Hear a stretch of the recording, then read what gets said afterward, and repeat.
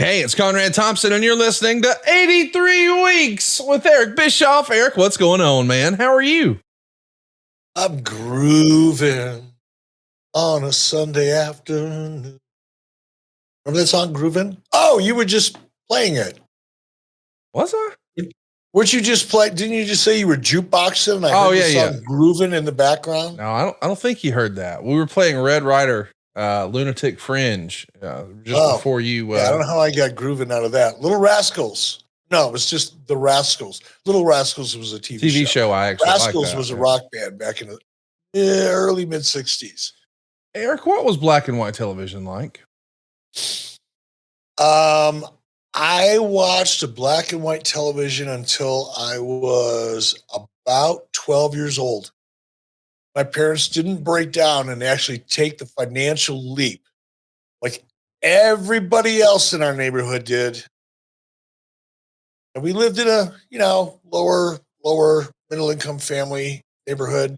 So it wasn't like, we were the only ones on the block.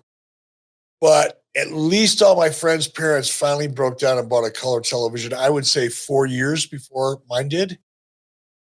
So I grew up with it, really. Bonanza in black and white, still today, stands up today. Photography, even though it was in black and white, the photography was fantastic. Great.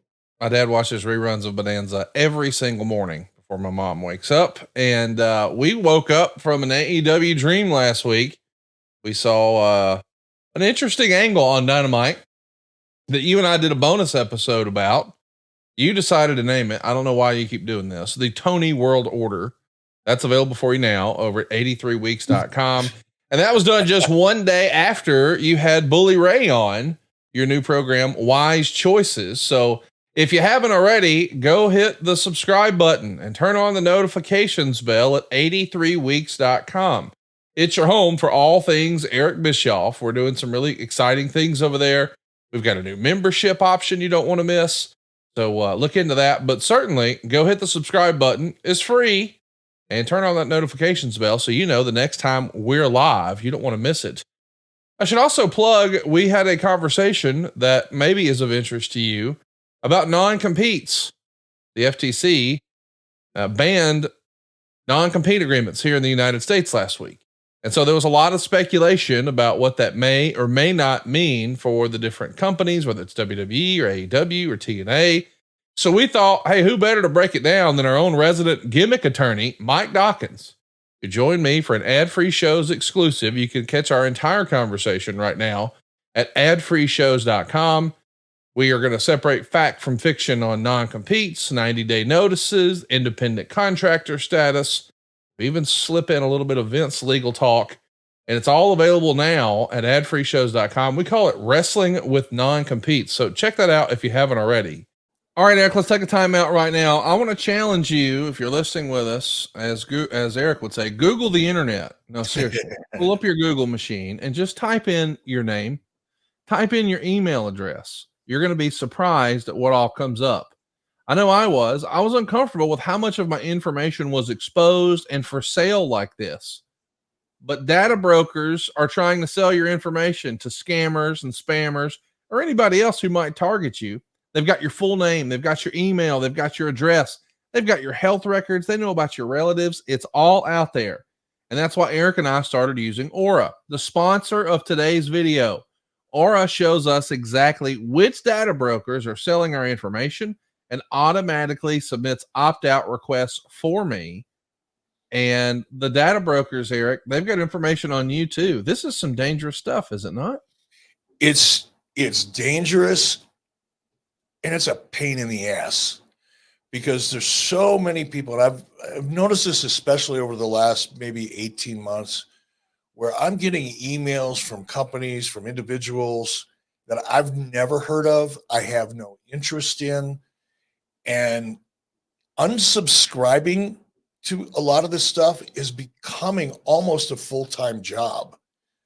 Because if you don't unsubscribe, you continue to get just bombarded with this stuff. And again, it's from people and companies that I have absolutely no interest in, that I've not previously contacted for information, that just constantly barrage me with emails. And it gets to the point where I have to take too much time out of my day to clean this stuff up. And if I don't do that, then my email is flooded with a bunch of garbage. And sometimes it causes me to miss the important stuff. So it is a major problem. It's a very frustrating situation and dangerous too, because God forbid you click on one of these links and who knows what's going to happen to your privacy, your computer after opening up links that you shouldn't be opening up.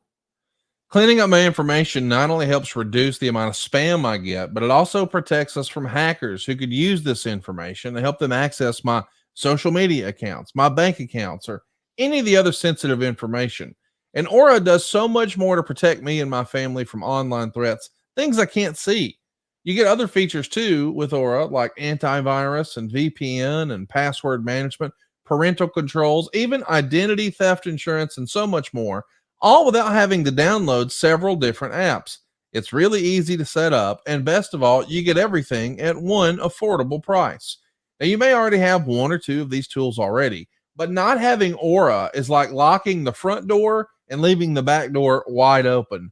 Aura is always on, doing the hard work of keeping us safe so we can focus on other tasks and give ourselves really peace of mind. I value my privacy and I value yours too. So go right now to aura.com/83weeks to start your free trial. That's aura.com/83weeks. One more time, that's aura.com/83weeks. And while you're at 83weeks.com, you might see that Eric recently listed the top 5 members of the NWO. And that got some good engagement, and folks seem to like that sort of fantasy booking. So I said, hey, what if we revisited the hypothetical WCW Hall of Fame? Now, I recognize and realize that WCW did their own Hall of Fame before they collapsed way back when. For the purposes of our discussion, we're going to say, what if you were to start a new one now? With the benefit of hindsight for WCW, what do you think about that idea, Eric? A WCW Hall of Fame? I think that could work. I think it should work to one degree or another somewhere, because I mean there was a lot of seismically influential talent that were at one point in time, in an important point in time, really that left a major impression, not only in WCW, but on the business in general. Maybe later on in their careers somewhere else. But WCW was at the epicenter for a while, relatively short while when you look at the history of the industry and the business in general. But for a while, WCW had a major impact on the industry as a whole, and still does to this day, frankly. Yeah, it's such an important company and an important piece of business that's relative to just the history of professional wrestling. I do think it should be celebrated. It's crazy to think that next March will be 25 years. I guess it's 2 Marches, right? Yeah. So we're about 23 months away now from the 25-year anniversary of WCW's last Nitro. So, hey, now's just as good a time as any to debate. Hypothetically, if they were to do a Hall of Fame for WCW, who would be worthy? We actually asked you guys' opinion, who, what, where, and why over at our community page on our YouTube. That's 83weeks.com. And boy, did we get some reactions. Let's get into it. So let's also say our WCW Hall of Fame, it's not going to have different wings. We're not going to have like a celebrity wing or a legacy wing. These are but maybe not yet. Maybe we do this every year and we gradually increase the size and scope of the Hall of Fame. Oh, there you go. I'm for it. An annual show. Fucking love it. Yeah, let's do it. So every April, we'll revisit our WCW Hall of Fame. If we were going to sort of think about 10 potential acts, you got to think that Tony Schiavone, being the voice of WCW, especially during the Nitro years, he's got to be a shoe-in for a WCW Hall of Fame. Does he not? Maybe not first ballot. I mean, I think Tony's Hall of Fame worthy because Tony was such a massive part, the audible part, visual part in many cases, of WCW for a long time, especially during its initial phase as WCW coming out of Jim Crockett Promotions, which Tony was also a part of. So much like someone who I would consider maybe on the first ballot, and it would be a toss up for me. I'll think about it a little bit before the end of the show, but I would say somewhere between Gordon Solie and Jim Ross, because there's a credibility that played it even early on when Tony was working with Jim, even though Tony was so recognizable to the WCW audience because he came from out of the Crockett territory, NWA. Ross still had that, I don't know, he just had that credibility, made it feel like he was the senior partner at that table. Even if it was nothing he said or what his real responsibilities were, just the way Jim came across and the way he carried himself, he was kind of like the alpha announcer in that scenario. And it's why I'd probably lean into Jim Ross's direction before Tony's. Well, I couldn't disagree with that more. I mean, Jim Ross was in WCW for a hiccup, comparatively. I mean, Tony Schiavone started before Starrcade 83, way back in the Crockett days, and he's there until the very end, albeit he did have that 1 year stint with the WWF. But I think and I realized you were there and you were in it, so maybe you are too close to it. But out here where the fans are, Tony Schiavone was like the voice of WCW for all of us. And I understand that. And it is a tough one. I just, when I look at this, especially if we're going to look at this WCW Hall of Fame as an annual event, maybe create some of our own merchandise, we can figure out a way to work around all the legal nonsense, but famous last fucking words. But I tend to think more of in a chronological type of order. And I do agree with you. Tony was there first. Tony had been there longest, perhaps. Tony was the voice. And again, perhaps it's my perspective because I'm going back to when I showed up there in 1991 or whatever it was. Yeah. Okay. When I got there, Ross was the shit. He had the credibility, both perceived and reality in function because Jim Ross was Tony's boss and I worked underneath Tony. So it wasn't just the structure internally, but just the way the show was presented, credibility that was involved in it. I just think Jim Ross on the first ballot would get my vote because of his gravity. I mean, listen, there's no doubt Jim Ross is the voice of wrestling. I think if this is a WWE Hall of Fame, you got to put him in for sure. For a WCW side of things, I don't think Jim Ross deserves to be near the WCW Hall of Fame. I loved his work. You can't be on my committee. I loved him way more in WCW than I did in the WWF. I prefer that Men's Warehouse version of Jim Ross. I really do. I think his style of calling the matches and things like that was tremendous. However, longevity there is what's going to get me to vote for Schiavone over JR. We want to hear from you guys. Drop us in the comment below. Who do you think deserved to be in the Hall of Fame first? The WCW Hall of Fame, that is. Tony Schiavone or Jim Ross. Interestingly enough, both of those guys are in the TNT Hall of Fame, Schiavone will take his rightful place this July. Isn't it crazy to think that will be Tony Schiavone's very first Hall of Fame induction? Like, that's wild to me that'll be the first wrestling Hall of Fame Schiavone's ever been in. And kind of unfair with respect to everything you just said about Tony. Really, God, if you think about it, he should have been he's been in AEW for 5 years now. So that kind of takes him out of play, really. Yeah. But you would absolutely think that at some point, Tony will get that WWE Hall of Fame nod. I don't think it's going to be anytime soon, but we won't have any spoilers here on the program. Another name that got mentioned a lot on our community page at 83weeks.com when we brought up this hypothetical WCW Hall of Fame was Lex Luger. And Lex Luger really had sort of two runs, if you will, with WCW, that transitional period from Jim Crockett Promotions to WCW. And then of course he left for the WWF. He comes back on the very first Nitro, and it's actually Lex who's the first top babyface to beat Hulk Hogan for the world title. Not Sting. It was Lex. It happened on the first 3 hour Nitro. It was actually Nitro 100. I mean, just an incredible story, an incredible moment, and a pretty badass performer.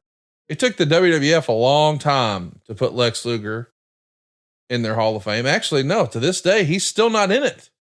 So by God, if we're going to do a WCW Hall of Fame, all the more reason that Lex Luger deserves a nod. What do you think about Lex? 100%. Absolutely.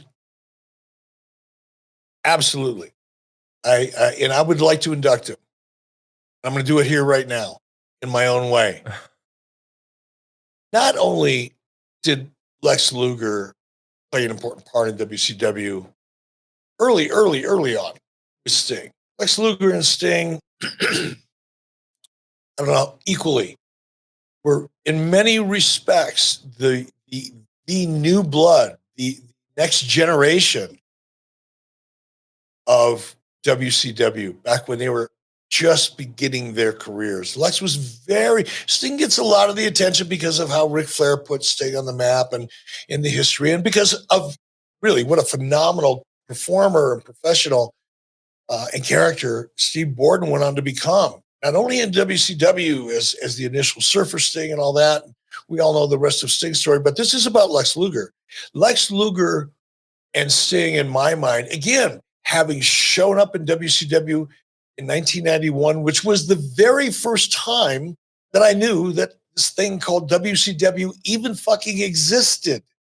I take that back. I think I had heard about it. I think there was an event in Minneapolis and I had heard something about it, but in passing. In my mind, I knew nothing about WCW until the day I went to work there. And when I got there and I saw the talents around me, keep in mind, Ric Flair was gone. Ric Flair had already sailed away. I saw Rick probably the week before he actually left and went to WWE, and my conversation with him was something like, "Hello, Ric Flair, Eric Bischoff, pleased to meet you. Hello, young man, good to meet you." That was it, right? So I get there, and the stars really are Sting and Luger at that point. Luger goes off to WWF, does his thing. I didn't really have much of a positive connection with Lex. Let's put it that way. That's being kind, because this is Lex Luger's Hall of Fame speech, by the way. So when Lex left to went to WWF, I was just about as happy as an announcer could be to not have to announce someone that was typically not that much fun to work. Lex goes on, he does his run. My situation evolves. I was blessed with some really, really unique opportunities and some unique challenges and pressures. And by way of coincidence, Lex Luger is available at a time when I'm about ready to launch a brand new live show head-to-head that everybody in the industry thought was going to fail, including me. I thought the chances were good that it were. And I also knew that if I was going to change that, I had to come up with something different. I had to shock the audience. And coincidentally, Lex Luger was available. And you go back to the very first episode of Nitro in 1995, and it may not feel as significant to you as it did to me, but I bet my fucking horses. I bet my horses on the fact that I could come up with a show that would feel spontaneous. It'll have elements of surprise. It'll feel real, as opposed to what had been going on at that time previous.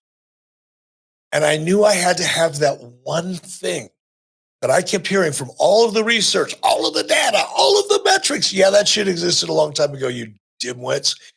But everything that the audience and that research spoke to us about as a team was love surprises.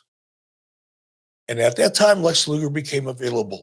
And in a very unique situation, right? WWE management didn't even know he was up for renewal. Everybody assumed he was under contract because they weren't paying attention, because they didn't perceive WCW as a threat at the time.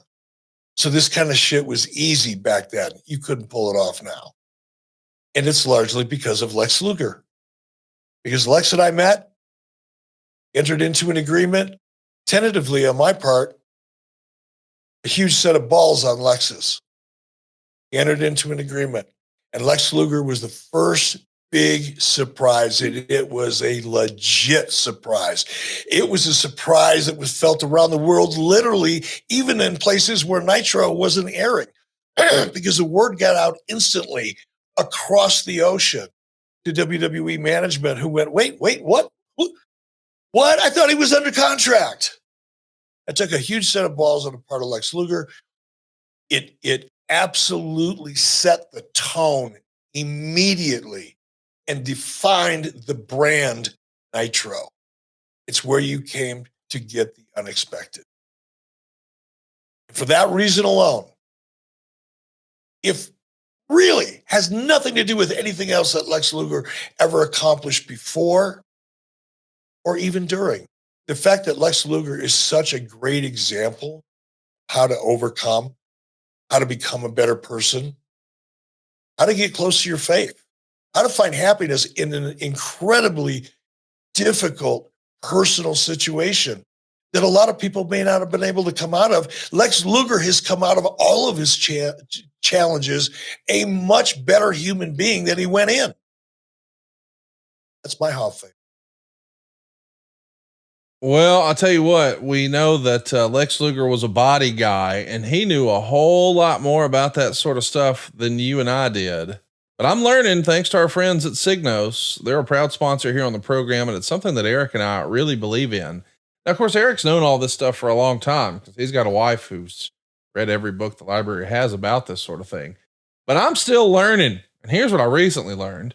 The CDC estimates that there are approximately 96 million American adults, that's more than 1 in 3, who have pre-diabetes. Now, unfortunately, of those with pre-diabetes, more than 80% don't even know they have it. And I was ignorant to this, but it turns out foods that are high in carbohydrates raise your blood sugar more than other foods. Well, during digestion, the pancreas produces insulin, which then binds the sugar in the blood and takes it into cells as a source of energy. But man, if you got pre-diabetes, what happens is the sugar begins to build up in the bloodstream rather than fueling the cells. And that is when insulin resistance occurs. And most people believe that's the number one cause of pre-diabetes. You see, what Signos is going to help you do is reach those goals, both short-term and long-term. A healthy weight allows insulin to work more efficiently and can help to keep blood sugars within a normal range. And a healthy diet and regular exercise are the best ways to bring your blood sugar levels back to a healthy range. Think of this as like a life hack. I remember when I was in high school, we'd have to do these book reports. You know where I'm going. My friends and I discovered Cliff Notes. We realized I don't have to read the whole doggone book. I can just get a few pages here and get the gist. Let me get that. Signos is your Cliff Notes of how you can use the data directly from your body to design a weight loss program that's unique to your lifestyle. Now, the way they do that is by leveraging science with a CGM, which is a continuous glucose monitor, and they've got an AI-driven app. They work together to deliver you real-time glucose monitoring for optimal health and weight management. For the first time ever, with Signos, you can literally see which foods are going to cause your blood sugar to spike above reasonable levels, and you'll even get real-time alerts to do a little exercise to bring them back down. Now, to be clear, you're not going to be in the middle of your office routine and get a notice that you need to go run a marathon. But short walks matter. Walking the dog matters. Maybe walk to lunch instead of taking the car a couple blocks over. On average, we're all making about 227 different food choices a day. But Signos will help you learn the difference between stress eating and physical hunger. It'll also help you better manage your energy throughout the day, which means you'll sleep better at night. But maybe best of all, this is unique to you. It's not theory.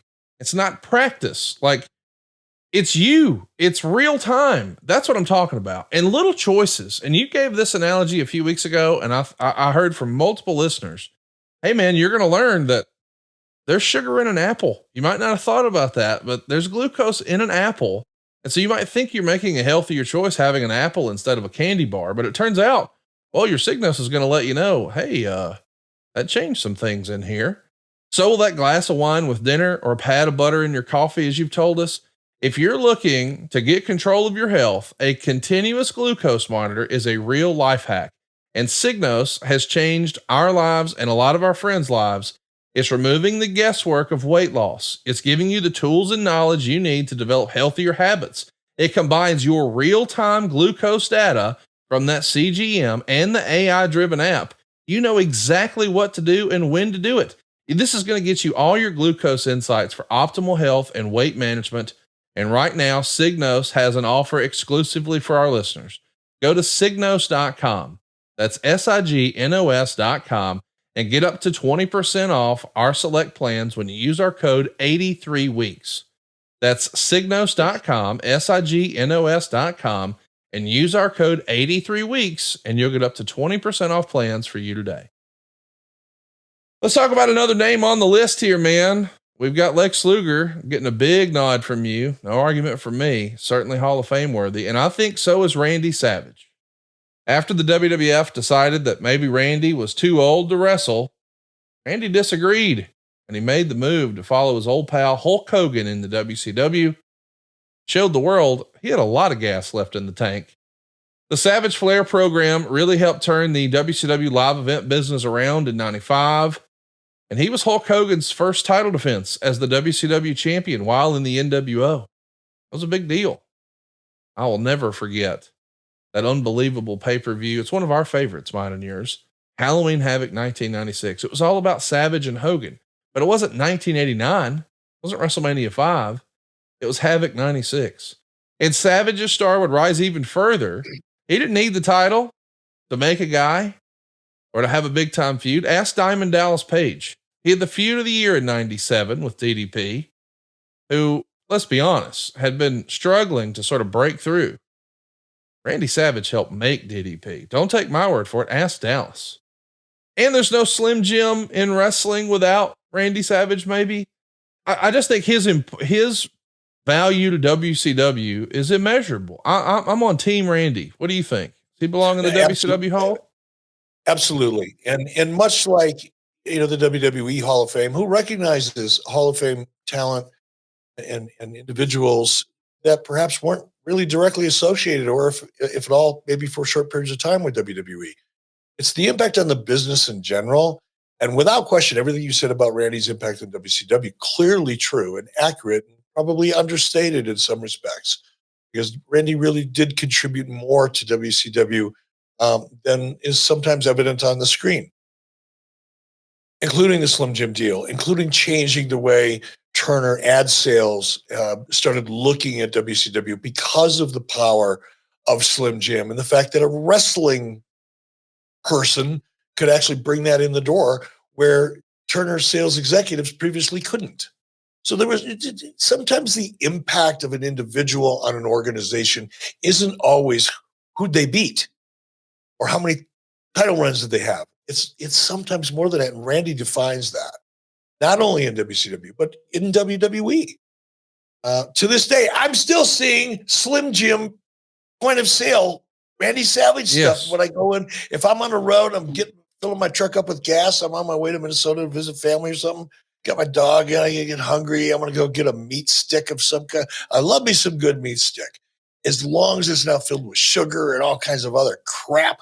But anyway, I'm looking for my meat sticks, and what do I see? Hey, brother, over here. Where you going, dude? Uh-huh. So, yeah. Just fucking yeah. Andy Savage. Another name that made the list, and I was really happy to see this one on the list. At number 7, we've got Kevin Sullivan. Some would say he's a creative genius. I wouldn't argue with that, but maybe his critics would say, well, he had some of the best talent in the world to work with. But you couldn't deny his success. Of course, he's on camera in WCW as the leader of the Dungeon of Doom against Hulk Hogan. Maybe not the brightest spot in WCW, but somebody had to get Hulk Hogan comfortable. And hey, I'd say it worked out, because by then he's behind the scenes and putting together some ideas for Heat, brother. And you've often given him credit for booking for Heat. And I don't know that the NWO would have had the success they did if you didn't have a booker that leaned into Heat. Kevin Sullivan probably deserves some of that praise, no? Oh, hell yeah. And have you ever, what is the saying? Doctor, don't heal thyself or something? I don't know that one.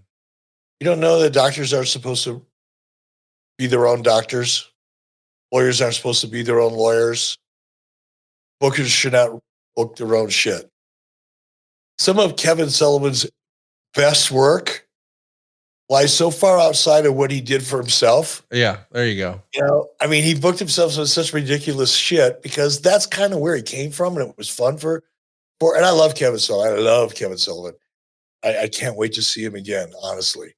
But the stuff he wrote for himself was like, that's pretty corny. And then you go exactly 180 fucking degrees and you get the heat that he brings to other people's stories. It's really fascinating. It's like there's two sides of Kevin.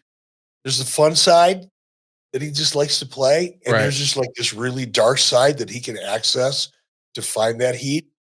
It's a really interesting contrast. Absolutely, Kevin Sullivan. Not only for what he actually directly could, and very few ideas, actually hardly any. Scary Sting being the exception that does come to mind immediately. But other than that, I'd have to think long and hard about any idea that any honest person could say, well, that was my idea. It just didn't happen that way 90% of the time. But here's, even if Kevin doesn't have any of those 10% ideas that were originally, and you point exactly to one person and be 100% right, Kevin, as a part of the collaborative process, not only with the NWO, but clearly outside of it, because I didn't book a lot of that stuff, any of it, really. That was all Kevin and his team. But even within the NWO, even though Kevin may not have been able to go, well, that's my idea, Kevin had such a strong influence. He was like guiding the ship. And sometimes that ship, you'd have 3 or 4 captains on that ship, sitting in the room, deciding which way you wanted to turn. And Kevin was the senior captain that knew how, given the strength of personalities in that room and where they were all coming from. Wasn't that who had the strongest personality? Sometimes the challenge was they all have the same goal, but they're coming at it from so many different angles. It takes somebody that's really freaking smart, that can listen to all of it simultaneously, be able to pick out the best of the collaborative ideas that you're hearing and meld them in such a way that everybody jumps on board because they're all getting a little bit what they're hoping to get out of that idea. That's talent. That's like, talk about human resources, the truest sense of the word. Is you're sitting there at a table full of people, or in a locker room full of people, or a car full of people, or at the end of a bar full of fucking people sitting around, and they're just jamming ideas. And some of them are really good, and some of them are really bad. But to be able to sit back and pick out the good and get rid of the bad, and then nurture it along the way, so everybody buys in, that's magic. Freaking wizard in real life. Dazdip Singh 2295 wrote on our YouTube community page, Kevin Sullivan has to be in the first batch of WCW Hall of Fame inductees. I definitely am all about people getting their flowers. Do you think Kevin is a first ballot, or maybe down the road for WCW? Well, I guess I didn't really understand how this whole ballot system worked. I don't know. I was commenting on everybody else's Hall of Fame inductions. Do I think he's first ballot? I mean, we haven't even mentioned Dusty Rhodes' name yet. I don't know where he's coming in on this. Ric Flair, come on, So we got some other folks in there on a list of 10. Definitely Kevin Sullivan, like I felt about Tony Schiavone. Definitely Hall of Fame worthy. Yes, it will happen. First ballot? That's a different format, different answer. I would not put Kevin in on the first ballot until I start seeing some of the aforementioned names. Well, let's make our way down the list and see some other names. Number 6 on the list is Diamond Dallas Page. When you talk about homegrown talent, here's one.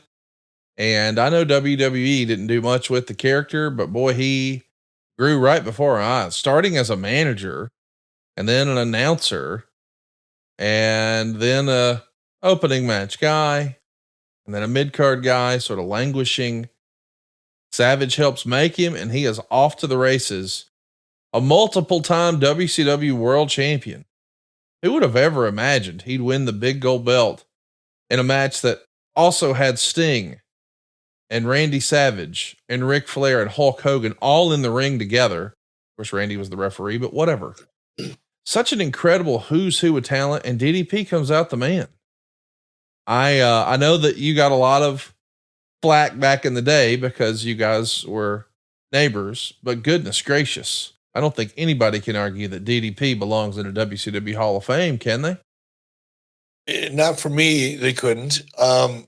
Again, like I talked about with Randy, you know, and impact somebody has on the industry.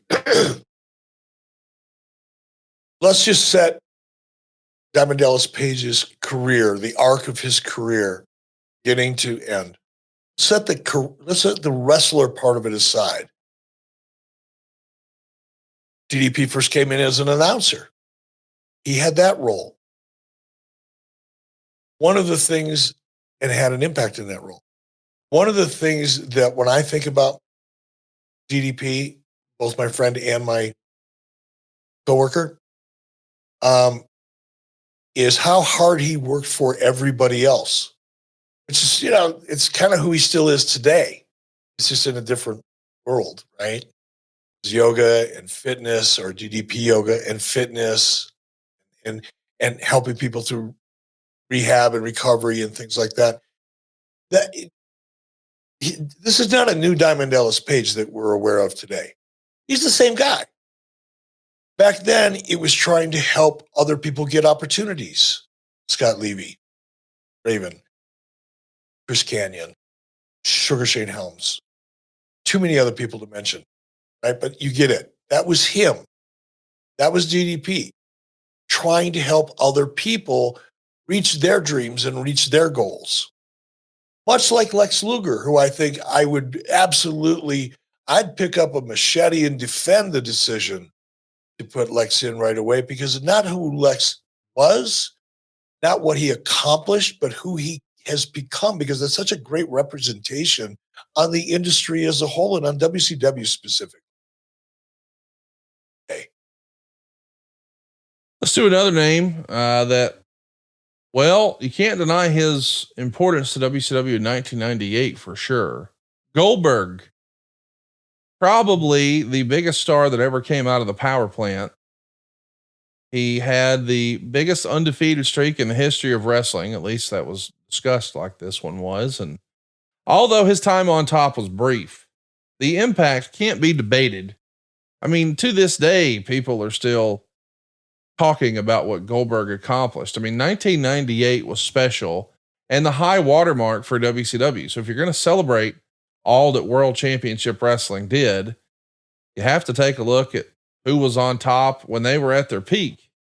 Goldberg's in that conversation no matter what anybody says, right? He's in that conversation. And, you know, to look at this maybe from a little bit of a different perspective, and it's maybe not going to come off as complimentary as I hope it would, because you have to think about it a lot. Most people don't think about shit. They just react emotionally because it's easier and fucking lazy. But you can argue, look, Bill's record was fiction. It wasn't real. If anybody should get a Hall of Fame induction for the idea, that would be Kevin Sullivan. How likely it's Kevin. One of those 10% ideas I was reading. But that's not why I would consider Bill for the Hall of Fame. What I would consider Bill for the Hall of Fame is the impact on the industry once again, but in a slightly different way than DDP or Lex Luger. You know, you want people like that because they're a reflection of what's good about your industry and how good things in your industry can actually benefit other people. That's what gets me excited, right? More than somebody's record. But Bill's magnitude and impact on the industry can still be measured today and what makes it unique. Not because Bill was such a great character, not because he was such a great technical wrestler. Nobody would argue that, not even Bill. But as you pointed out, Conrad, he was here for a minute. He showed up not knowing how to lace boots. Yeah. And within 18 months was one of the biggest things in the industry. At a time when the industry was fucking hot. It's not like the industry was, languishing and barely hanging on for dear life and, putting 300 people in a fucking arena for a TV taping. No, that's what it was. When by the time Bill emerged, we were hot as hell, and so was WWE. And despite the fact that both companies were on freaking fire, more so than they've ever been and probably ever will be, Bill Goldberg was able to get to the top. So for that, and by the way, and still to this day, or as recently as a couple of years ago when he was still active, was playing at the highest level. Not because he was the greatest performer, not because he was a great technical wrestler, quite the opposite. But he was one of the most powerful characters over the last 30 years, and evidenced by the fact that he made that splash and it only lasted for a couple of years, and he's been able to ride that splash. If you think about it like a wave, he made a wave over the course of about 2 or 2.5 years, and he's been riding that mucker feather ever since. That's Hall of Fame worthy. Well, somebody else's Hall of Fame worthy is our friends at Manscaped. This episode, well, all of our episodes are brought to you by Manscaped. And I got a quick question for you. Did you know that one man every hour, every day is diagnosed with testicular cancer? In fact, testicular cancer is the most common form of cancer amongst men aged 15 to 35. With April being National Testicular Cancer Awareness Month, our friends over at Manscaped have partnered with the Testicular Cancer Society to help spread awareness for men's health and early cancer detection. Visit manscaped.com/TCS to learn how to check yourself for early signs of cancer. And as always, you can use promo code 83weeks for 20% off plus free shipping at manscaped.com. I wanted to take a second here to talk about some men's health issues that are important to me and really all of us guys listening to this. I don't have anybody who's been specifically impacted by testicular cancer in my life, but prostate cancer, well, that is a men's issue and it hits really close to home for me. It's something that my dad battled with more than a decade ago. And I'm glad to say that he is cancer free now. With this in mind, I want to remind you that you too can perform simple routine self-checks at home while also enjoying Manscaped products that you use every day. I'm talking about the Lawnmower 5.0 Ultra. This one has 2 interchangeable skin-safe blade heads. It's the best lawnmower yet. It's got a standard one to take a little off the top and a new foil blade to go smooth and sleek. With dual LED spotlights, you can even see a little better down there. It's going to make trimming a little more precise and hassle-free. And if you hate making a mess, this thing is waterproof. You can use it in the shower. You can use it in the bath. Hell, JR could do it in the ocean. You can also feel comfortable traveling with this. There's a travel lock feature and it's got wireless charging. I really do like the Lawnmower 5.0 Ultra. I think you will too, but I'm really proud that Manscaped is doing this. Let me explain. In addition to providing the right tools and solutions for comfortable and easy grooming, Manscaped has committed themselves to raising awareness and giving support for fighters, survivors, and families who've all been impacted by testicular cancer. And that's why Manscaped is donating $50,000 to the Testicular Cancer Society. So help us save some lives and some balls by going right now to manscaped.com/TCS and share their funny, educational, check yourself video. And while you're at it, grab 20% off and free shipping with our code 83weeks at manscaped.com. Because like a famous American philosopher once said, take care of your mentals, your balls, and your chickens. Let's do another name. We're talking about the potential WCW Hall of Fame. And maybe this is the best timing ever for this one because he had a little phrase, no hair, no flair. Ric Flair is coming in at number 4. It'd be criminal to have a WCW Hall of Fame and not at least have the Nature Boy in conversation. You'll notice that the Horsemen, who you're seeing right now on 83weeks.com, their run in Jim Crockett Promotions and then later WCW, well, they had their ups and downs. And really the overall run of the Horsemen in WCW maybe wasn't that impactful, but the foundation was laid in Jim Crockett Promotions, and Ric Flair himself, he was a big star for WCW. The whole Arn Anderson, Sid Vicious issue led to him being one of the best backup plans in wrestling history when he toppled Vader at Starrcade 93. And that incredible classic he had at Spring Stampede 1994 against Ricky Steamboat. The big feud he had with you when he would combine the WCW title and the big gold belt with Sting. I mean, there were a lot of really big moments for Ric Flair in WCW. And I'll probably most famously remember his crazy promos and stripping off all of his clothes with Mean Gene. Such a big part of WCW. I mean, you can't have a Hall of Fame WCW conversation, not at least talk about Ric Flair. What do you think? Oh, Rick would have to be my number one. I mean, I couldn't even really honestly debate it with anybody because there is no debate in my mind. And I don't have that much patience to listen to nonsense. So yeah, despite, you could talk about everybody you want to talk about. And some people I was I will fight for, like Lex and others, but I wouldn't even stick around to argue about this one. Rick is, again, forget about everything that you just said, all of which was 100% true, and in and of itself makes Ric Flair Hall of Fame worthy. Impact. Were there no Ric Flair, there would be no Hulk Hogan, there would be no NWO, there would be no Attitude Era, there would be no Mr. McMahon. There may not be the WWE that you know today, because without all of those things happening, you get on your plane and you look down at 33,000 feet at the big picture. Had Ric Flair not been in WCW or been inclined to help get Hulk Hogan into WCW, and Hogan hadn't arrived, there would be no NWO. If you think that there would be an Attitude Era in a Mr. McMahon and Stone Cold Steve Austin, had there not been the 12 months of NWO that preceded Vince's decision, you're not paying attention. And had there not been the Mr. McMahon, Stone Cold Steve Austin, Mike Tyson, that moment that launched that storyline and really reestablished WWE is the number one company in this industry. Had it not been for all that, I don't know that what we are seeing today would exist in the same form. I really don't. And that all goes back to one guy. It never goes back to one guy.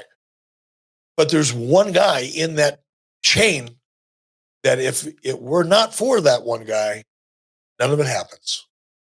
And that's just real.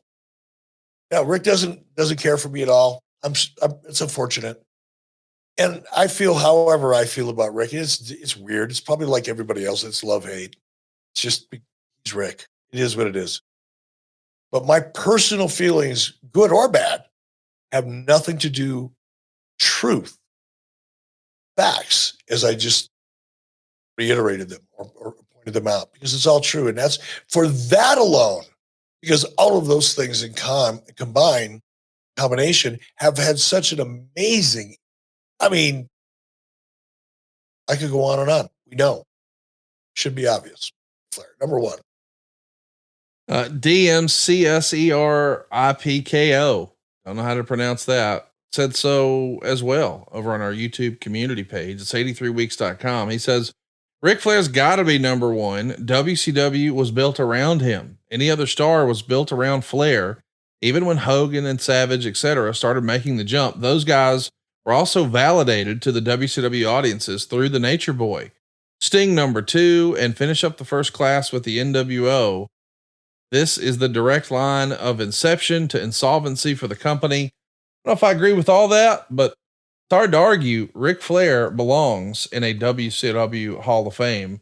And I would argue so does Hulk Hogan. He comes in at number 3 on the list. We know how important he was to the growth of WWE, but I think what doesn't get spoken about enough is how responsible he largely was for the success of WCW. I mean, really and truly, when people talk about the golden era of the 80s, people always talk about, oh, it was Hogan and Vince. Well, okay. But in WCW, it was Eric and Vince. The very biggest WCW pay-per-view they ever had was Bash at the Beach 94. It was the long overdue Ric Flair Hulk Hogan match. It put WCW on the map, broke every record for WCW. And then, 95 was what it was. But about 2 years later, Bash at the Beach 96, boy, we got a Hulk Hogan we never thought we would see again. A heel Hulk Hogan. And the impact he had on WCW's bottom line, whether it's ticket sales, merchandise, pay-per-views, licensing opportunities. And who would have predicted he would have been such a fabulous heel as Hollywood Hulk Hogan, and the association with the mainstream, whether it's Dennis Rodman or Karl Malone or Jay Leno. But of course, everybody looks to what we're watching right now on 83weeks.com. Starrcade 97, the biggest WCW pay-per-view in history. It broke every record again. And what did it? A heel Hulk Hogan. Man, if we're doing a Hall of Fame for WCW, sign me up. Hulk Hogan's got to be in. Yeah, for the same reasons, really. I mean, you look at Hulk's impact not only in WCW, but like the WWE Hall of Fame, who recognizes people from outside of WWE.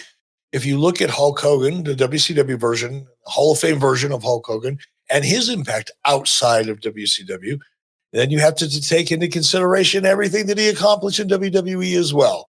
And when you combine those two things, and with the fact that, much like Ric Flair, had it not been for Hulk Hogan joining, which would not have happened without Ric Flair, that's why it's great that they're so closely inducted here, because were it not for one, there wouldn't have been so much of what we're watching today. With that we saw last week on AEW with the next variation of the New World Order storyline. We're still living the NWO merchandise, still a top seller in the WWE merchandise catalog. All of these things are because of Hulk Hogan. Were it not for Hulk joining WCW and agreeing to turn heel, not only agreeing, it was his idea because he saw the writing on the wall. He's a smart dude. Nonetheless, were it not for that, so much of what we're seeing today, number one, a lot of people don't know because they weren't around. And of the people that were around, not really that many people pay that close of attention to kind of look at the connective tissue between some of these chains of events. It's really amazing, the butterfly effect. What would happen if? What would the world look like if Hulk Hogan didn't join WCW? What would it look like if Ric Flair would just stayed in WWF and never came back to WCW? I never had a chance to work with Rick in order to meet Hulk Hogan. What if there was no NWO? Would Nitro have even lasted more than a season or two? Would it force Vince McMahon to change gears? Would we have ever seen, again, Awesome McMahon, Tyson? Would we have seen any of Mr. McMahon's character? Would we have seen the Attitude Era? Would we see a publicly held company called WWE? And would TKO ever have been interested in purchasing it, acquiring it? I don't know the answer to any of those questions, but one answer I absolutely do fucking know is none of it would have happened without Hulk Hogan. David J. Saul over on YouTube says Hulk Hogan, he spearheaded the company's resurgence and was the face of the hottest storyline the business has ever seen. No argument from me. Hulk Hogan certainly deserves to be in the WCW Hall of Fame, but I would also argue that so does Sting. He was the franchise player for WCW when the WWF was trying to transition from Hulk Hogan to the Ultimate Warrior to be their star of the 90s. The NWA was doing the exact same thing. I guess it was WCW by then, but they were transitioning from their star of the 80s, Ric Flair, to another crazy haired, neon colored babyface, Sting. He became a true icon of WCW, the surfer Sting that we all love so much. And now the incredible Crow Sting. What a fantastic run that started in 96. And even all these years later in 2024, when he finally retires, he retires as Crow Sting, a creation from WCW. It really is remarkable because Sting is one of those guys who never left. He was in WCW from day one, never lured away for a better contract or more money or a different deal. From the day they opened the doors until they turned the lights out, Sting was there. And even when the WWE had the book on that very last Nitro, they knew what to do. Let's let Sting and Ric Flair hook it up one more time. Just like they did on the very first Nitro. Let's let them close it on the last Nitro. I don't think it can be debated, man. If it's a WCW Hall of Fame, Sting's got to be in, right? Oh, yeah. Yep. It again, it's kind of like the Ric Flair. There's really not a discussion to be had here. You know, there's a lot to talk about, a lot that he achieved. And again, you know, the butterfly effect, what would happen if, you know, what would happen, for example, if Sting, instead of the Ultimate Warrior and his gimmick, you know, let's face it, they both had basically the same gimmicks. They came up together. They learned the business together. They were a tag team together, basically the same gimmick. One ended up in WWE. His name was Ultimate Warrior. The other one ended up in WCW. He was Sting. And if Vince McMahon were able to do it all over again and go back in time, he would have bet on this WCW version of that character, not on the Ultimate Warrior version, if he were able to see into the future. Because while one looked more impressive physically, I guess, depending on what your tastes were, one was actually able to work. Yes. And excite the crowds and get the crowds behind him and learn the industry and knew how to sell. Yeah. Sting was the better version of that idea. And he was WCW's version. And without Sting, who knows what would have happened? I don't even know that there's a what if there were no Sting story to be told, really. But there are so many great moments as a result of Sting that it doesn't freaking matter. Sting Vader, to me, is still some of the best stuff I've ever seen. It really had me on the edge of my seat. I was an executive sitting there looking with my jaw hanging open. There was some great stuff. At the peak of Steve Borden's career as Sting, a lot of it early in WCW. His best work, his most memorable work, his most critically acclaimed work will come much later in his career, right? I think Crow Sting is the Sting. When you see Sting at making appearances and at conventions, he doesn't draw. He's Crow Sting. Yes. Much like Kevin Nash shows up in his NWO shirt, as does Sean Waltman, right? Because that's really what people know them for. Yes, they did other stuff. Yes, they achieved other great successes. But what they're really known for, in the case of Sean Waltman and the late Scott Hall and Kevin Nash, certainly, because I know when I see him out on the road, they're wearing NWO merchandise. Sting was a better version of that character. And so much good stuff. Yes, Sting. Certainly belongs. And Jab Blower over on YouTube, he agreed. He says, I feel like Sting should be the first inductee. He's the embodiment of WCW, was the franchise player for its entire existence and never left. Others like Ric Flair and Hollywood Hogan and DDP should be inducted, but Sting needs to be first. Let's talk about who I think a lot of our folks over on 83weeks.com on the community page think should be first. And that's a group known as the New World Order, the NWO.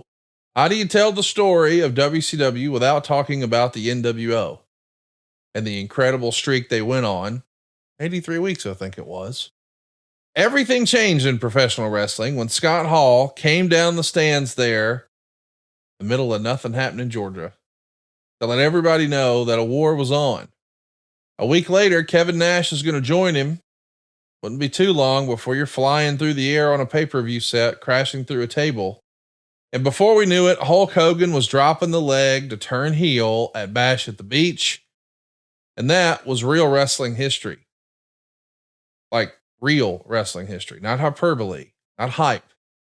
It changed everything. And we believe that so strongly. It's even a painting in your studio hanging behind your head.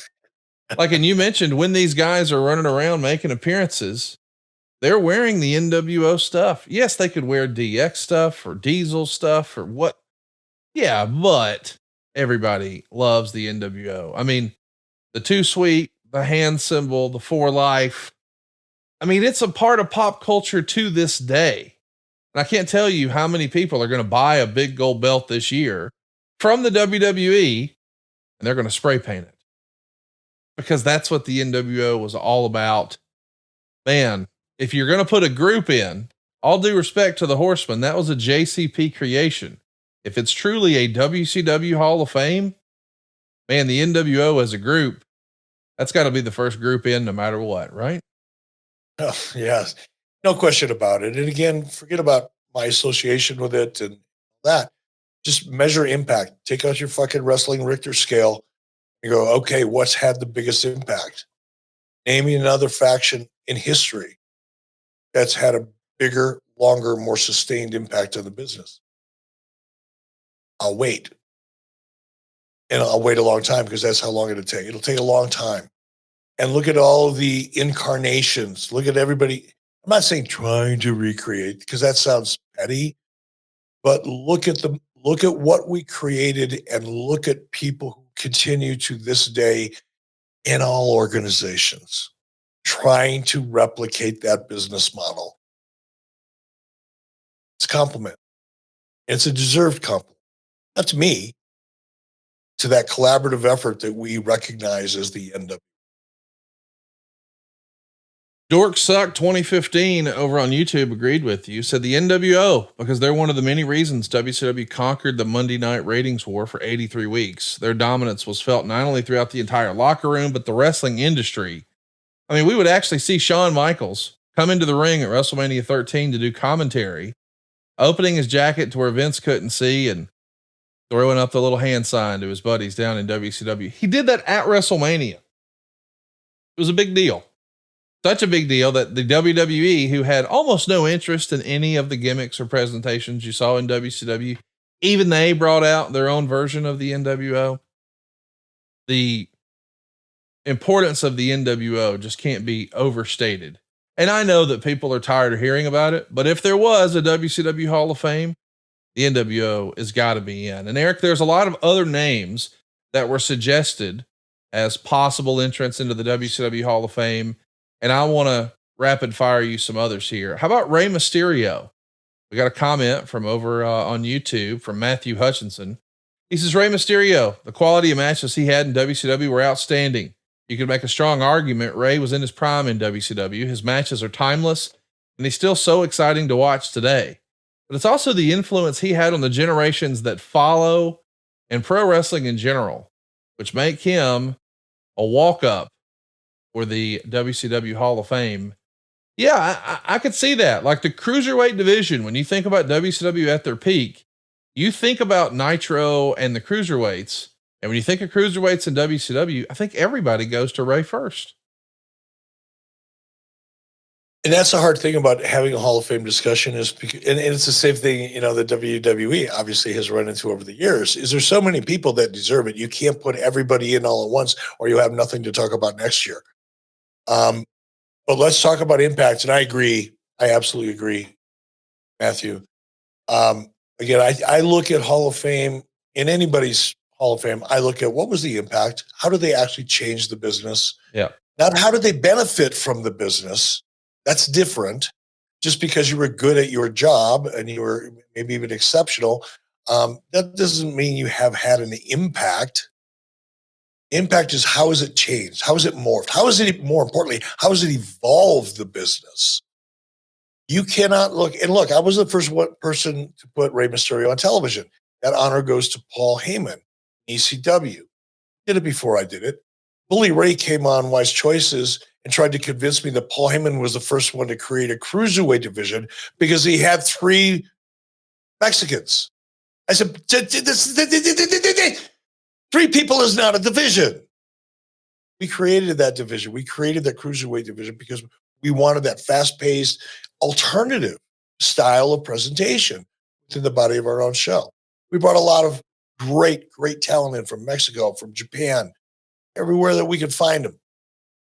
Rey Mysterio stood out, stands out, and changed pop culture's perception and opened up the eyes of an entirely new audience, professional wrestling, because he brought that cultural influence people were so fascinated by. And the vast majority of the American audience hadn't been exposed to it outside of some small shows like ECW. Had to get my shot in. Rey Mysterio to this day has set the tone for generations of people that are going to follow him. We've already got the next generation. There's going to be another generation of that because of one man. Not because of one man, because one man stood out and had the impact of Rey Mysterio. Get it? Another name on the list that was thrown around a lot, Booker T, easily the most decorated performer in WCW. If we're going to suspend our disbelief for a moment, and let's just for the sake of this discussion, all the titles are 100% real. It's a traditional sports organization. Who's won the most hardware? It's Booker T.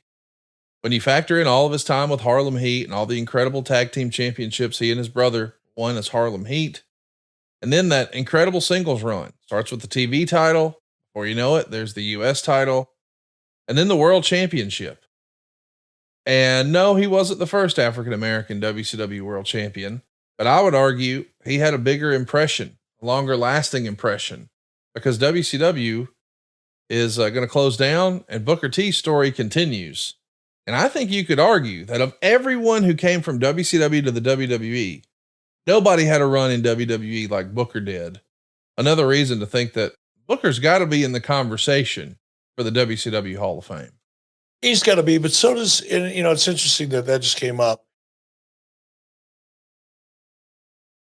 Booker T was he wasn't the first. Ron Simmons was the first. It definitely is in Hall of Fame conversation. You have to be, you talk about credibility, talk about, Ron's background and the things that Jim Ross was able to talk about that brought a reality, a sports reality to WCW early on, which differentiated it in many ways from WWE.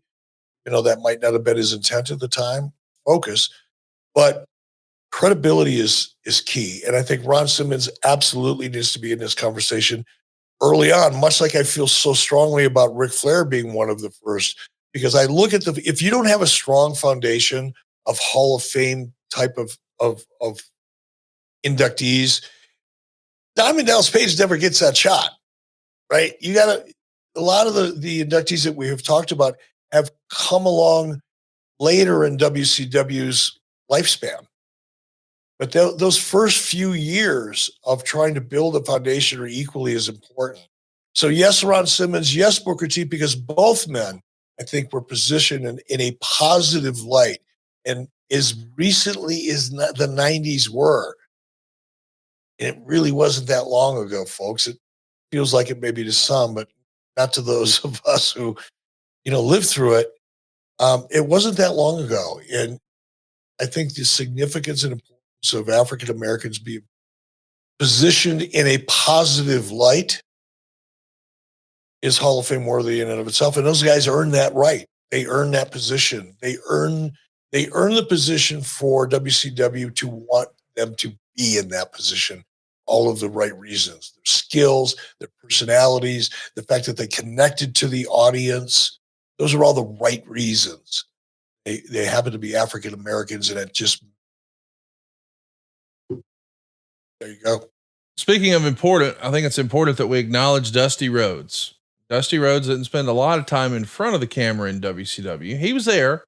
You'd see him doing some color commentary with Tony Schiavone, or he did have a few matches, including a very memorable promo. His son, Dustin, seal it with a kiss. Really great stuff. Even in the dying days of WCW, he's out there wrestling Jeff Jarrett, having a little fun with horses and platter burritos. It was silly, but it was Dusty having fun. But behind the scenes, boy, you want to talk about a power broker, not just for Jim Crockett Promotions, but creatively a real force in WCW. If you're going to include folks who were a big part of WCW's success behind the scenes, you got to include Dusty Rhodes, right? See, this is the same thing. And just talking about Ron Simmons and Booker T, I feel the same way here. And this is why I think going forward, I love this idea, by the way. Shout out to Derek. I love this idea, or whosever idea it was. And I love the idea of doing it annually, but I have a suggestion rather than just doing it annually as a suggestion. I posit, I'm using that word a lot lately because it's fresh and new. And I like it. But I suggest that we have some kind of, maybe we do it over the course of 3 weeks, and we select every show's members as our board. Okay. And then we debate it. Literally, everybody puts up their candidate and the reasons why. And then eventually we'll figure out a way to resolve and finalize that year's inductees. Because again, much like I felt about Ric Flair and Ron Simmons and Booker T and Kevin Sullivan, I wasn't sure about for this very reason. Who gets in first? We need to have that debate. We do that over a couple of weeks, and then we finally have a show that's about the results. I like that idea. It would be more fair. And a guy like Dusty would. I mean, who at the table is it going to say initially? Well, that's got to be Ric Flair. You can fight over which one comes first, but you're going to have to fight because it deserves a fight.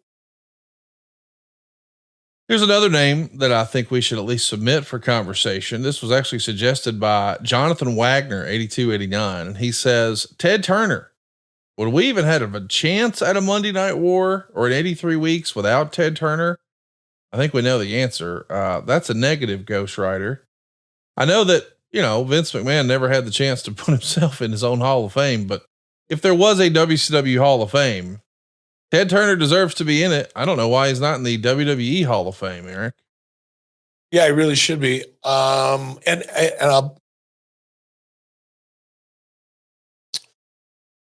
I usually don't do this kind of thing, but I don't think it's harmful, so I will. I have been asked more than once to try to help facilitate that. Oh, wow. At least if there was interest. Let me just say, there wasn't a statement. It wasn't, hey, we want to do. It was, hey, can you help us arrange a conversation? That was quite a while ago. It wasn't recently. But so it's not a thought that somebody didn't have, at least at one point. Yeah, but let's wait till we get a wing. Because then we got to talk about some other people. I would have never been hired the job I was hired for if it wasn't for Bill Shaw. Shaw go in first, not over Ted Turner, but you know what I mean? So I think we save executives, anybody other than a wrestling talent or a referee, which I consider part of the wrestling talent. Let's keep our Hall of Fame confined to that for now. And then maybe next year when we put on a wing in our virtual WCW Hall of Fame, which would be kind of fun to do with AI, by the way, we could use imagery and take people through it and make you feel like you're actually walking through the hall. Fucking awesome.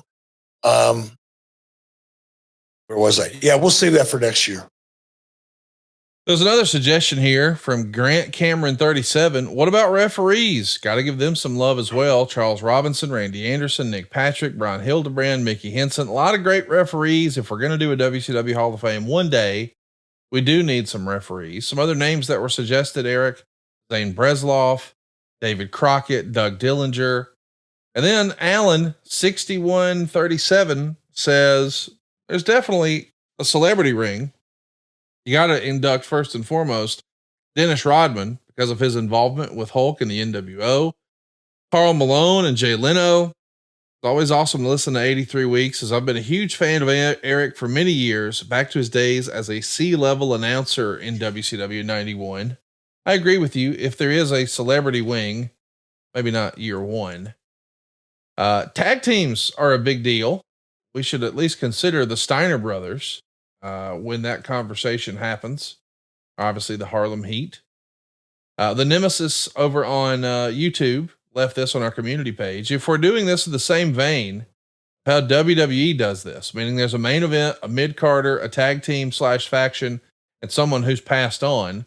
Here's what he would do. Sting as the headliner, Steiner brothers for the first tag team, Rey Mysterio for the mid-card, Vader as the person who unfortunately has passed away, and Dennis Rodman for celebrity. And when I saw that, it sort of jumped off the list that, hey man, we've had this whole conversation and we haven't brought up Vader. But when you're talking about big, mean, nasty heels, he had an incredible feud with Mick Foley. You said how important you felt like the feud with Sting was. Don't even get me started. I love that Starrcade match with Flair. Goodness gracious. There were so many great Vader moments and matches in WCW. He's at least got to be in the conversation. What say you? No question. No question about it. Leon White, Van Vader was arguably one of, if not the most talented big men in the last 30 or 40 years. What an incredible performer. He was physically able to do things that looked so believable and dangerous. Talked recently about how important it is to feel dangerous as a character. I don't think anybody felt more dangerous as a character than Vader. Phenomenal. His credibility, not only here in the US because of what he could do, but internationally as well. Really, really, gone too soon. Unfortunately, circumstances. I don't think Vader really ever got an opportunity to hit his peak at the right time. He hit his peak, but he didn't get to hit his peak at the right time. When I say right time, I mean apex of the industry and interest in it. Early on, though, one of the best. Absolutely. Jared Rogers says, hey, Rick Rude's got to be on the list. He had 2 pay-per-view matches with Flair in 93 that are somehow largely overlooked. They were great bouts. He had incredible programs with Dustin, Sting, and Steamboat. I could see wanting to honor and celebrate Rick Rude. I don't think I'd put him in on my first class, but here's what I do know. If Rick Rude were with us today, he'd love our sponsor, Blue Chew. Blue Chew is something that all guys love, and here's why. It really works. And I know what you're thinking. Let me just clear that up. This is not just for guys who have a problem. Now, if you have a problem, Blue Chew can help you with that. Actually, they're like vanilla ice. If you got a problem, they'll solve it. Check out my wiener. Okay, I'm going to shut it off right there.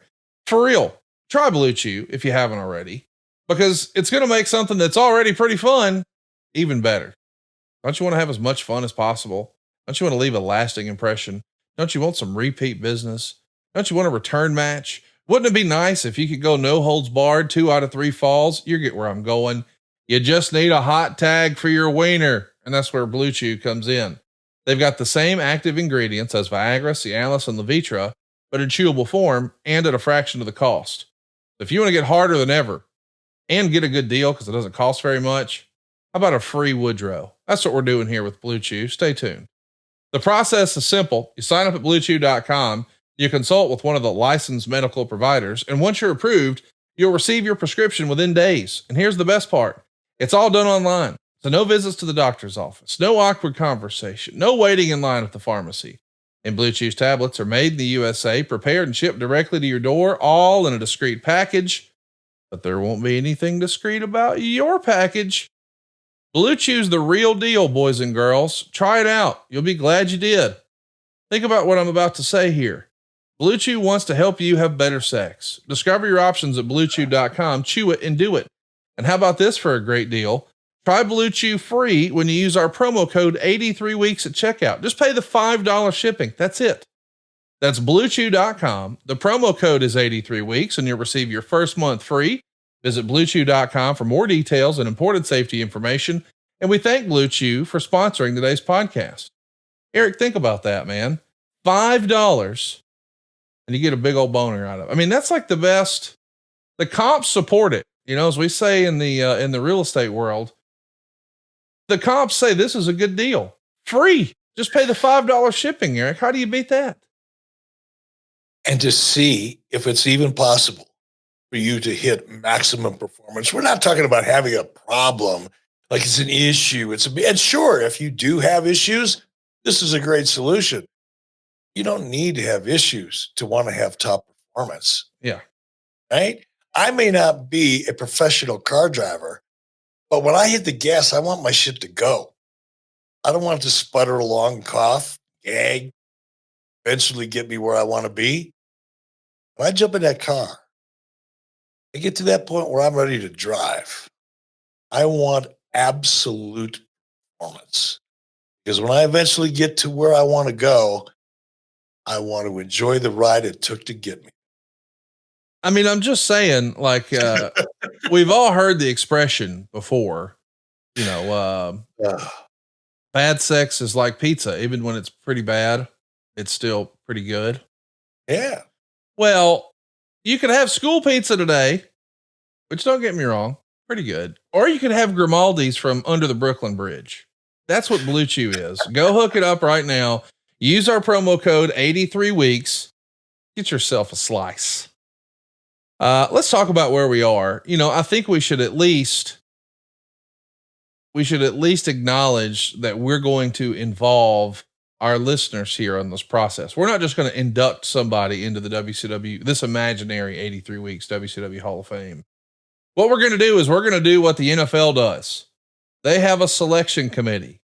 And I think our guy, Dave Silva, has something for us. There it is. Come check it out at 83weeks.com. The selection committee meets annually shortly before the Super Bowl to elect new members of the Hall of Fame. There's no set number of new enshrinees, but the committee's current ground rules do stipulate that between 4 and 8 new members will be selected each year. Each candidate is thoroughly reviewed and must receive approval from at least 80% of the full committee to be elected. Well, guess what, boys and girls? You are a part of our selection committee. We're going to be running a series of polls, and we want to hear from you. Who deserves to be in the WCW Hall of Fame? And yes, we will be having some fun with our friends over at adfreeshows.com as we cuss and discuss the merits of who belongs. If we were going to go with 4 inductees, we got to think about that, Eric. Do we want to go the way of, we're just going to do nonstop bangers, just headliners, just name the top guys ever, put them in the first class, that's it. But then respectfully, each class that follows is maybe a little less important. Or do we use that WWE model where we're not cramming all the headliners in 1 year? We're just easing it in. Do you have a preference one way or another?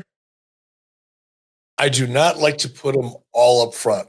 I like to recognize categories within each annual Hall of Fame. Maybe that's done during the selection committee process, just evaluating that talent from necessarily a different perspective other than just bangers. Yeah. Talk about impact. Talk about influence. Sometimes influence is different than impact. Sometimes there's a lot of people that have a tremendous amount of influence, but don't necessarily have quite as much impact, and vice versa. So yeah, that's why I'd like to, rather than just front end loading, so to speak, all of your top headliner stars and then gradually acknowledging people who had maybe even more impact or influence. So yeah. So we're going to be doing all the voting and all that over at 83weeks.com. Look at our community page. You'll see the polls, and we want to hear from you. If we were going to have a tag team division, I can tell you right now, I'm looking at Harlem Heat number 1. If we're going to have a behind the scenes contributor or a non-wrestler category, well, I'm going to get some heat for this, but give me Eric Bischoff. He was the stir that handled the straw that stirs the drink there, as that expression goes. If we're going to talk about people who really influenced generations that followed, I could get behind Rey Mysterio. If we're going to do a group or a faction, not a tag team, but a group or a faction, well, you got to put the NWO. And if there's a single star, I think that's where it gets more challenging. Would you put in Ric Flair? Would you put in Hulk Hogan? Would you put in Sting? Those are probably my top 3. And I think it becomes really, really tough about who you want in your inaugural class. But I think I might go with Flair simply because if the rumor and innuendo is true, it's been said for years that Turner wasn't even going to buy the thing from Jim Crockett Promotions unless he knew for sure that Flair was under contract.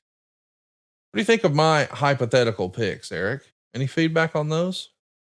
On Flair being first? Or on anybody. I mean, on Harlem Heat or the NWO or Rey Mysterio or any of those. Oh, okay. In terms of order, no, as I think I said earlier, definitely Ric Flair. Were it not for him, none of this shit happens. How do you not?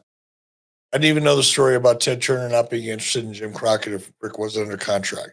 Don't know that it's true, but I believe it probably could be. So yeah. Sting would not have happened were it not for Ric Flair. Ric Flair put Sting on the map. Sting made by Ric Flair. So yeah, first. Absolutely. We want to hear from you guys. Hypothetically, who belongs in the WCW Hall of Fame?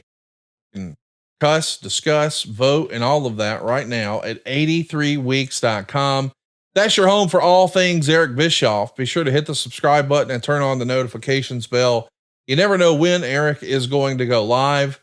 And speaking of live, I want to give a shout out to a handful of folks who were hanging out with us here today. We had a live studio audience from adfreeshows.com where you get all these shows early and ad free. So I want to give a quick plug to Greg Jacobson and Eric Green and Joe Morris and so many other folks. I know that we had Mr. Epic stop by. Mouthpiece Murphy was here. Greatly appreciate all of you guys showing up and showing out for us on an afternoon here. Go vote though. 83weeks.com. Let's keep this conversation going about the WCW Hall of Fame. And in the meantime, let's get you some new halls at savewithconrad.com. If you haven't checked it out, what are you waiting for? We're routinely helping our podcast listeners save a whole boatload of cash.